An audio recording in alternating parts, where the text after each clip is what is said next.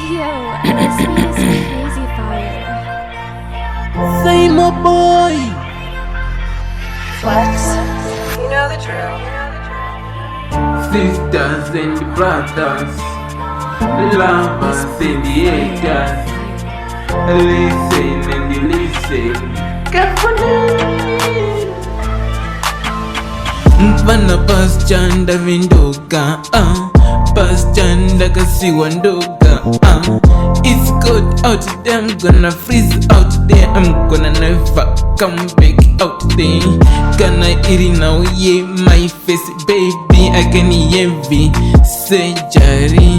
Gonna eat it now, yeah, sexy, baby, I can visit exi videos.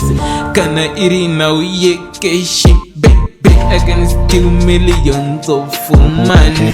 Gonna walk on me, I the best, I can be the best. Oh, is the best.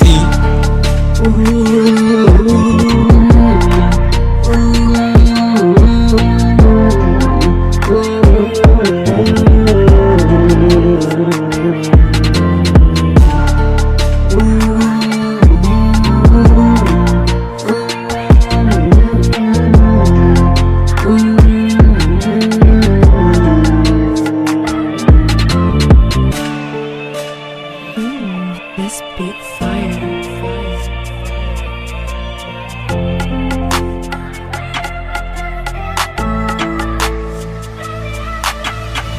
Shinondiwomera kuti goodbye to solve the problem I have to die. So kauchingori the only one. Saurira moyo Saymore boy. Drink is not any answer, but I still drink. Trying to forget it, but I do still love you. My plans fail, I will never live the dream of my life. Ndazama revenge asandisina chancy, as you make a sense to sing what I like. It's a price. Purchase your tracks. Mama is also I am to go to the Kumazima. This now goes up on the mama. Don't go see. Ndazama revenge asandisina chancy, as you make a sense to sing what I like.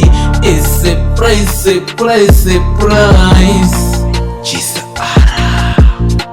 Ndakachangomira ye oga, pamwe zvimwe achadzoka oga, ndiye oga.